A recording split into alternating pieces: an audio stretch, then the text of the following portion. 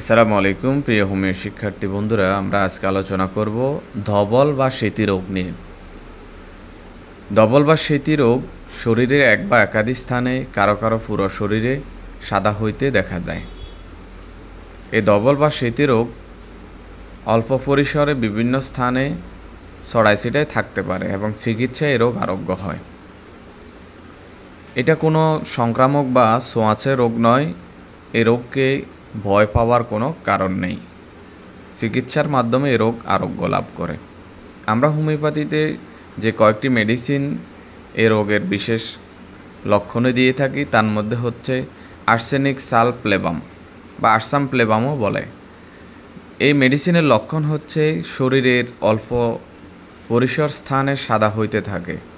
ধবল বা সেতি রোগ দেখা যায় তথায় আমরা আরসাম প্লেবাম বা আর্সেনিক সালপ্লেবাম 3x দিনে 3 থেকে 4 বার 5-6 ফোঁটা করে দিতে পারি। পরবর্তীতে 6x 30 200 আরও উচ্চ শক্তি ব্যবহার করা যেতে পারে। সালফার আয়োড মেডিসিনটির লক্ষণ হচ্ছে আঙ্গুল বা ঠোঁট অল্প পরিসরে বা অল্প স্থানে সাদা হইতে দেখা যায়। এটি মূলত হচ্ছে আঙ্গুলের মাথায় বা ঠোঁটের কোনায় এরকম সাদা দাগ হয়ে যেতে পারে, তথা আমরা সালফার আয়োড দিতে পারি। সালফার আয়োড 6 দিনে 3 বার 4-5 ফোঁটা করে দিতে পারি পানির সাথে মিশিয়ে। 30 শক্তি দিনে 2 বার করে দেওয়া যেতে পারে। পরবর্তী 200 শক্তি সপ্তাহে 1 বার দেওয়া যেতে পারে। রেডিয়াম ব্রোমোমাইড মেডিসিনের লক্ষণ হচ্ছে শরীরের অল্প স্থানে সেতি রোগ দেখা দিছে, ওই ক্ষেত্রে আমরা রেডিয়াম ব্রোমোমাইড দিয়ে থাকব। 6 বা 30 শক্তি দিনে 2 থেকে 3 বার, উপকার না হলে 200 শক্তি দিনে 1 বার কিংবা 2 বারও দেওয়া যেতে পারে।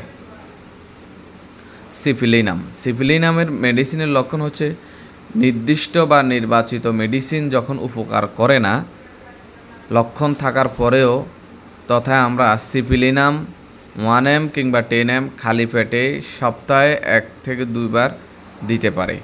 তাহলে যদি সিফিলিস আক্রান্ত দোষ থাকে, ওই ক্ষেত্রে ওই দোষটা কেটে যায় এবং সঠিক মেডিসিনের লক্ষণ পরিপক্ক হয় বা প্রকাশ পায়। ওই ক্ষেত্রে আমরা সিফিলিনাম দেব। তবে সিফিলিনামের অনেকটা রাত্রের সমস্যা থাকতে পারে বা আদার্স অন্যান্য লক্ষণ মিলিয়ে আমরা 2-1টা ডোজ সিফিলিনাম দিতে পারি।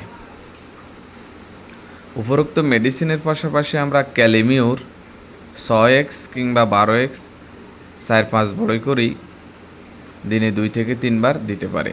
হালকা গরম পানির সাথে দিলে খুবই ভালো হয়। বাহ্যিক প্রয়োগের জন্য সেতির স্থানে অয়েল মুছি দিনে 3 বার বাহ্যিক প্রয়োগ করলে অতি শীঘ্রই আরোগ্য লাভ করে। পথ্যপাত্য হিসাবে আমরা এই রোগীর ক্ষেত্রে যা দিয়ে থাকব সেটি হচ্ছে এই রোগের চিকিৎসাকালে মাংস, ডিম বা কোনো প্রকার উত্তেজক খাবার নিষিদ্ধ। দুগ্ধ জাতীয় খাবার, ঘি, মাখন এবং টকবিহীন ফল, মাছ, ভাত পথ্য হিসাবে আমরা চিকিৎসার অবস্থায় রোগীকে দিতে পারি। সবসময় টাটকা ফল, শাকসবজি ইত্যাদি সুপাত্য হিসাবে ব্যবহৃত হতে পারে।